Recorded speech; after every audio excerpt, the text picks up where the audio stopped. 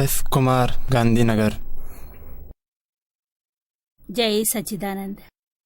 ప్రశ్న: ఆత్మ కోసం శరీరం ఉండాల్సిన అవసరం ఉందా, లేకపోతే శరీరం లేకుండా, లేక శరీరం లేకుండానే ఆత్మ అనుభవం అవుతుందా, లేకపోతే మనం శరీరాన్ని ఆత్మని విడతీసి ముందుకు వెళ్ళగలమా, లేకపోతే ఆత్మ శరీరాన్ని ఇద్దరినీ కలిపేసి మనం అనుభవం తెచ్చుకోవచ్చా? కానీ తొలగించేదెవరు, తిరిగి లోపల వేసేదెవరు? ఆత్మ శరీరానికి వేరుగా ఉంటే ఈ మూడో వ్యక్తి ఎవరు? ఏంటంటే నిరుమా, ప్రతి మనిషి తను బతకాలనుకుంటాడు పూర్తి ఆయుష్ వరకు. మెహముక్తు, చింత, ఇంకా అన్నిటి నుంచి ముక్తి కలిగించాలి. ఏంటంటే తన డ్యూటీ, ఎందుకంటే సంసారానికి అంతం లేదు, ఎందుకంటే తన డ్యూటీ తను చేయాలనుకుంటున్నాడు. అయితే ప్రతి మనిషికి ఒకటే ఇచ్చ, ఏంటంటే తను భయముక్తు, క్రోధముక్తంగా ప్రతి చింత బాధలతోని ముక్తిగా ఉండాలని.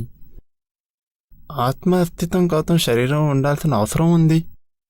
అరే బాబు, ఈ శరీరం ఉంటేనే ఆత్మ ప్రెజెన్స్ ఉంటుంది, లేకుంటే మోక్షానికి వెళ్లేవాడివి నువ్వు. ఇక్కడ ఉండేవాడివా ఏంటి?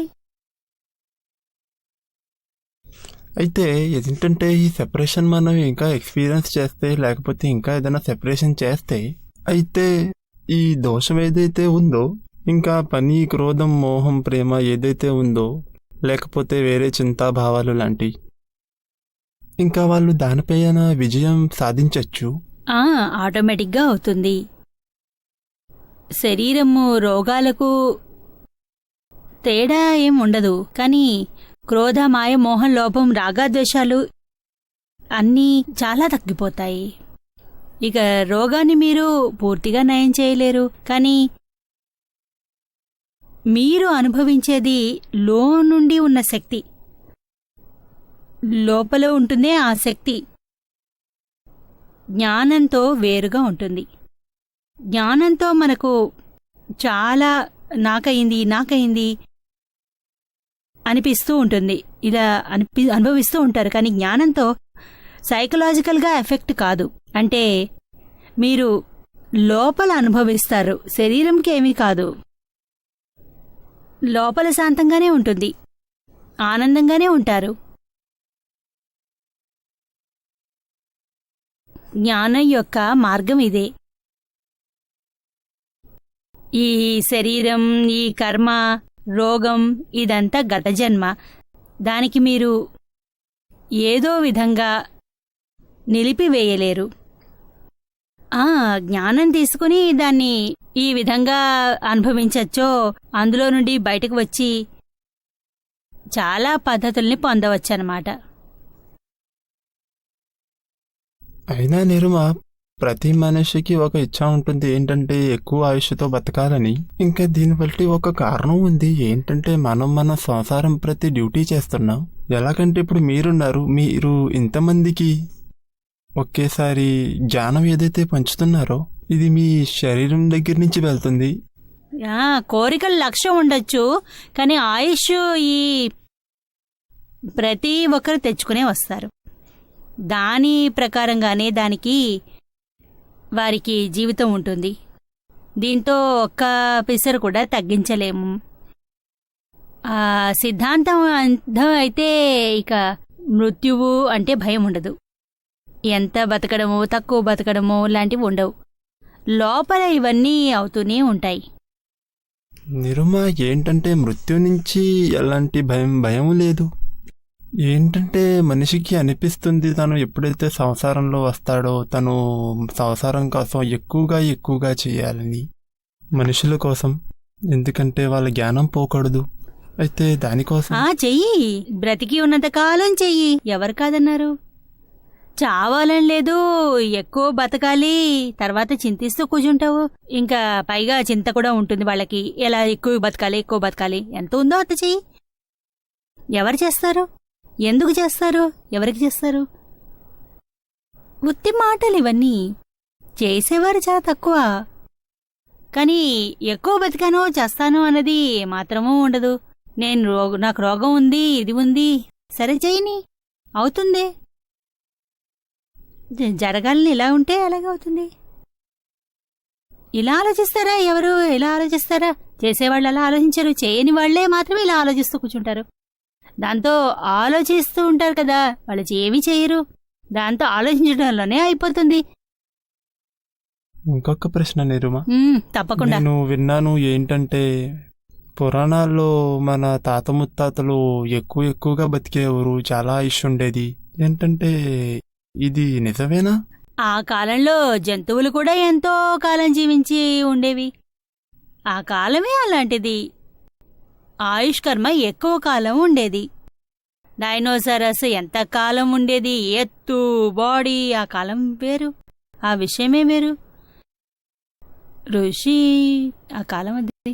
ఋషిమునులు తమ యోగి క్రియలతో ఈరోజు కూడా ఆయుష్ని పెంచుకుంటున్నారు. ఏ విధంగా మరణించరు వారు, కానీ ఆ కుండల్ని చేసి బ్రహ్మరంధ్రంలోకి వెళ్ళిపోతారు.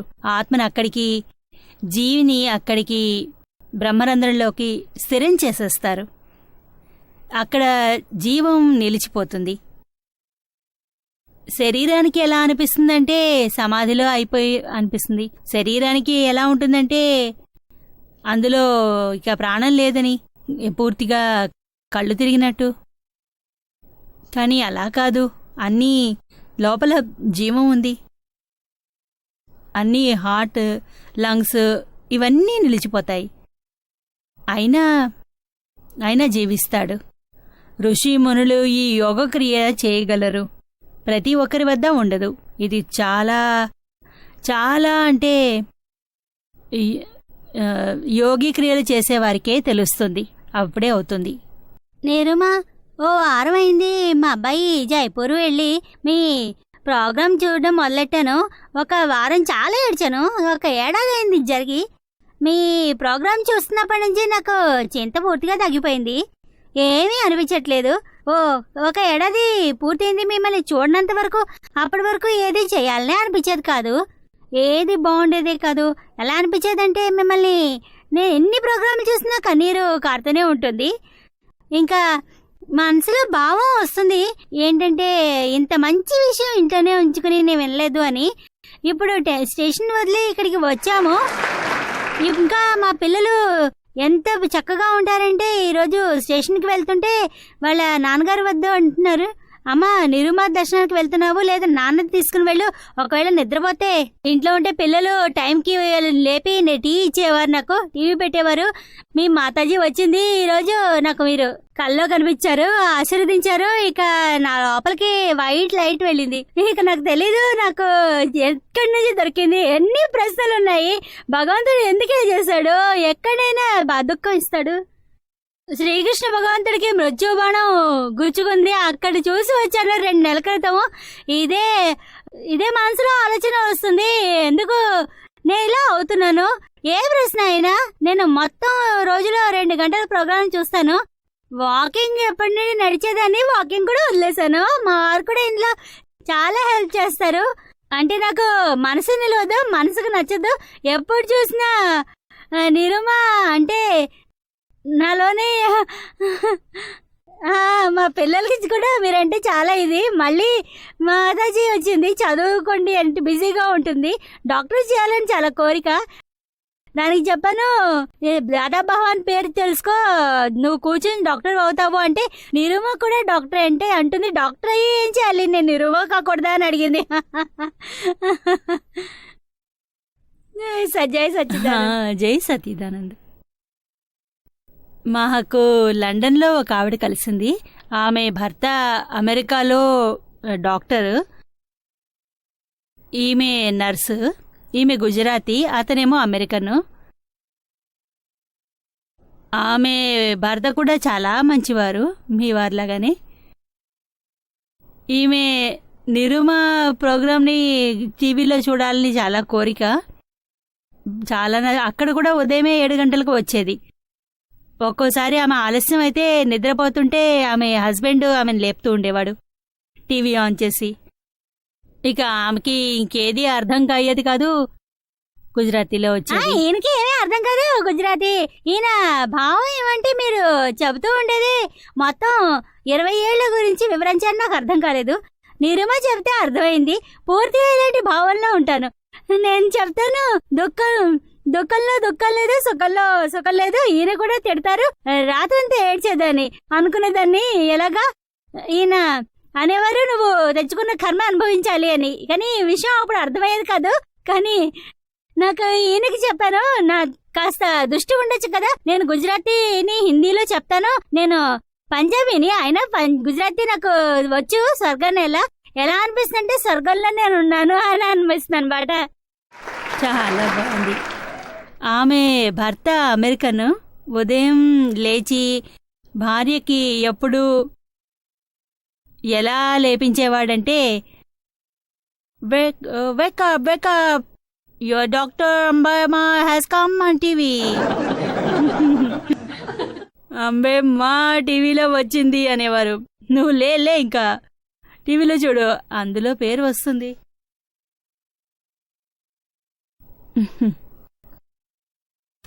మొత్తం ప్రపంచ జ్ఞానం ఉంది నా వద్ద. ఇప్పుడు ప్రపంచం ఇంత ముందుకు సాగుతోందో, చందమామ, మంగళం ఎక్కడెక్కడికి వెళ్తున్నారు. కంప్యూటర్ కాలం ఇది. ఎంత అడ్వాన్స్ అయింది, కొత్త జ్ఞానం ఎంత దొరుకుతోంది. కానీ మనకి స్వయంగా ఎవరం దీని గురించి మనకి ఏమీ తెలీదు. అది ఎంత పెద్ద తప్పు. ఇది మామూలు విషయం కాదు. ఈ తప్పు వల్లే మనం ప్రపంచంలోని అన్ని దుఃఖాలని ఓర్చుకుంటున్నాము. చిన్న చిన్న బాధలు కూడా మనల్ని ఎంతలా బాధ పెడుతున్నాయి. ఇక ఈ దుఃఖాల నుండి బయటపడడానికి ఏ మార్గము లేదు కదా. అందరూ అంటారు, భగవంతుణ్ణి తలుచుకో, మంత్రాలు చెప్పు, జపం చెయ్యి, ఇవన్నీ చెయ్యి అంటారు. మనం చేస్తాం కూడాను. కానీ చివరికి చూస్తే మనకు లభించేది అంతా చింతే. అదే టెన్షను, అదే బాధలు. ఎవరో ఒకరు ఏదో అనేస్తారు, మనకి అంతే బాధగా అనిపిస్తుంది. ఎంత బాధగా ఉంటుందంటే రాత్రికి నిద్ర కూడా పట్టదు. ఇంకా చింత కూడా ఉంటుంది. రాత్రంతా ఇదే ఆలోచిస్తూ ఉంటామో, ఇలా ఎందుకయింది, రాత్రంతా ఆలోచిస్తామో, ఎందుకు ఇలాగా. ఇదే అన్నీ మనకి లోపల తవ్వుతూ ఉంటాయి. మనకిక ఏమాత్రమూ పరిణామాల శాంతి లభించడం అనేది లేదు. ఎక్కడాను సరైన జవాబు లభించడం లేదు. ఇంకా లోపల నుండి అలసిపోయి విసిగిపోయి నిద్రపోతాము. ఇంకో మార్గమేముండదు. కొద్ది రోజులు బాగా గడుస్తాయి జీవితంలో. ఇవన్నీ ఇలాంటివి జరుగుతూనే ఉంటాయి. ఇలాంటివన్నీ అంతం లేకుండా జరుగుతూ ఉంటాయి. దీనికి అంతమే లేదు. మరణించే వరకు కూడా అంతం లేదు.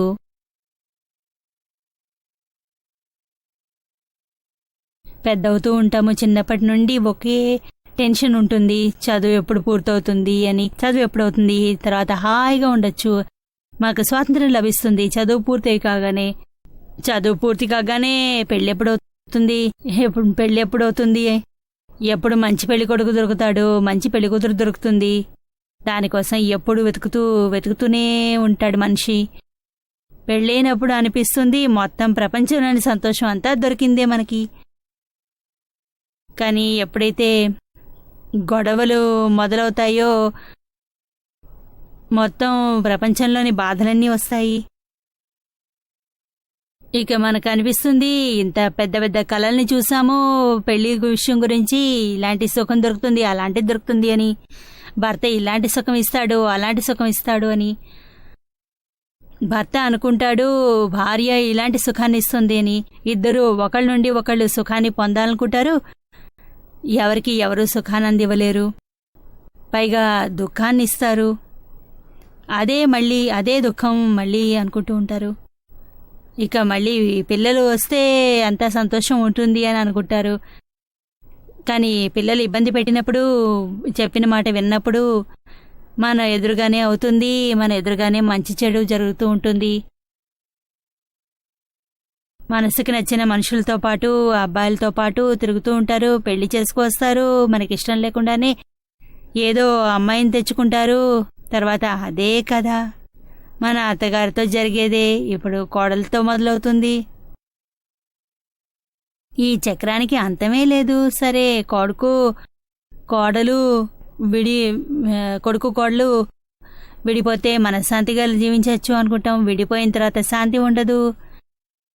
ఈ వ్యాధి, ఆ వ్యాధి, మందులు, ఆ మందులు, డబ్బులు పోతాయి. ఇది లేదు,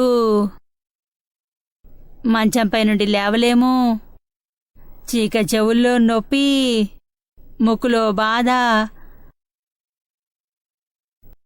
కళ్ళు కనిపించవు, ఎక్కడ చూస్తే అక్కడ బాధలే, పనిచేయవు.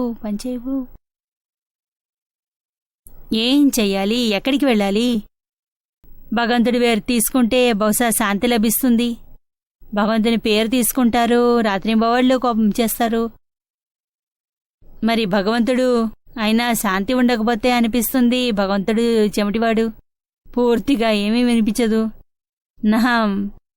నా మాటే వినడు, అది కూడా పోతుంది. ఇలాంటివి చేస్తూ పాడే ఎక్కేస్తాము. మొత్తం జీవితం ఇలాగే గడిచిపోతుంది. చేతికి ఒరిగేదేమీ లేదు. ఇంకా దుఃఖాలు పెరుగుతూ ఉంటాయి, కర్మల లెక్క పెరుగుతూ ఉంటుంది. మంచి గతిలో నుండి అధోగతికి పోవాల్సి ఉంటుంది. ఎక్కడ సుఖమే ఉండదు. ఎప్పుడూ పొరపాటుగా కూడా ఇలా అనుకోరు, నేను సుఖాన్ని ఎక్కడి నుండి వెతుకుతున్నాను అని. వేటిలో నేను సుఖాన్ని వెతుకుతున్నాను? ప్రతి దాంట్లోనూ దుఃఖమే లభిస్తోంది. వేటిలో నుండి సుఖం దొరకట్లేదు. ఏ వస్తువుల్లో నుండి సుఖమో అన్నిట్లోనూ దుఃఖమే. ఆ వస్తువులన్నిట్లోనూ సుఖం ఉండదు. లేదా నా మర్యాదలో ఉందా? ఎక్కడో ఓ చోట ఇరుక్కుపోయాము. పరిణామం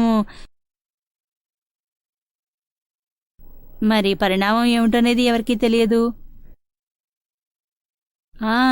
ఎప్పుడైనా ఒక జ్ఞాని దొరికితే మరి చెప్తారు, ఆత్మలో సుఖం ఉంది అని, ఇంకెక్కడా లేదని. అది కూడా మీరు చెప్తారు కదా టీవీలో, మీకు మంచి విషయం ఆత్మ గురించి మీరు చెప్తూ ఉంటారు కదా టీవీలో, మంచి విషయం ఆత్మ గురించి, అది నచ్చింది అని. ఇదే మాట మాకు మనసులో మెరుస్తూ ఉంటుంది. తెలుసుకోండి, మనం దానికి సరైన వారమని. అనంత జన్మల నుండి మనం ప్రయాణిస్తూ వచ్చాము.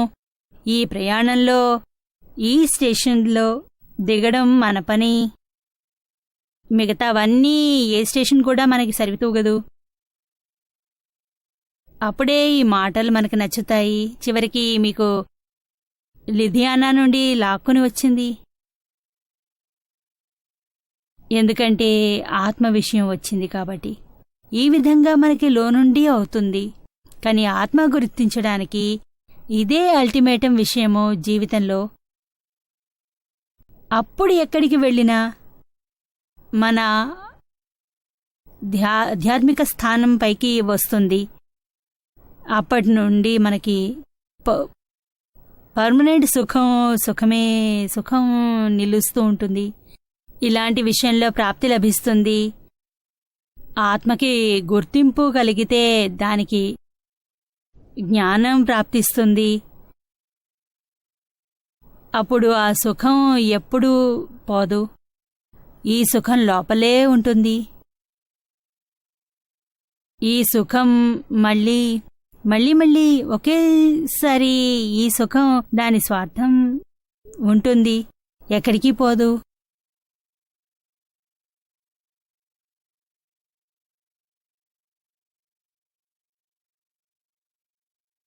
అది సుఖాన్ని పొందాలి.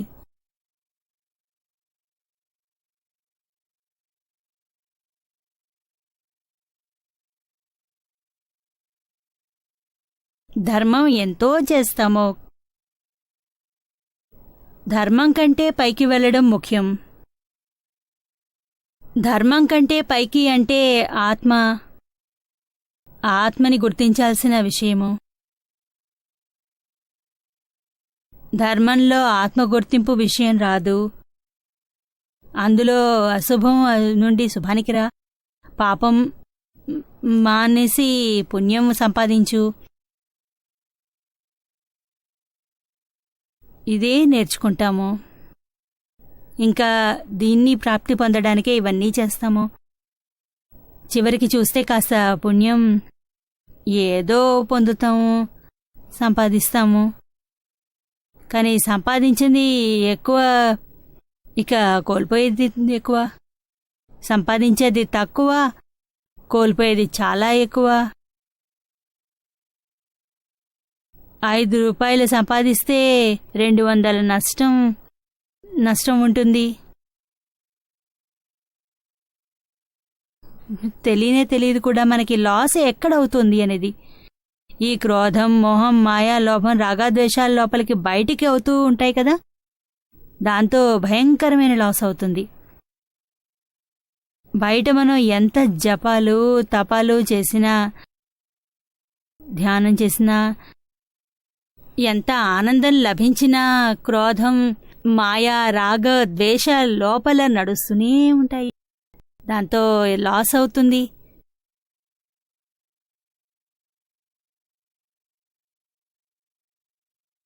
దీంతోనే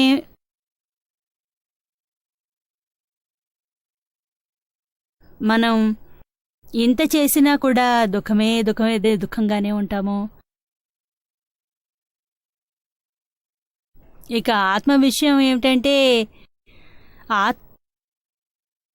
ఈ ఆత్మజ్ఞానం కోసం మీరు కాస్తైనా అడుగు ముందుకు వేస్తే అందులో మీకు సుఖం ఉంటుంది, ఆనందం లభిస్తుంది.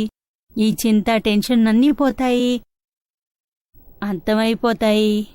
ఇక ఏ యోగమైనా మీకు ప్రాప్తిస్తుంది, ఆనందంగానే ఉంటుంది, సమత ఉంటుంది.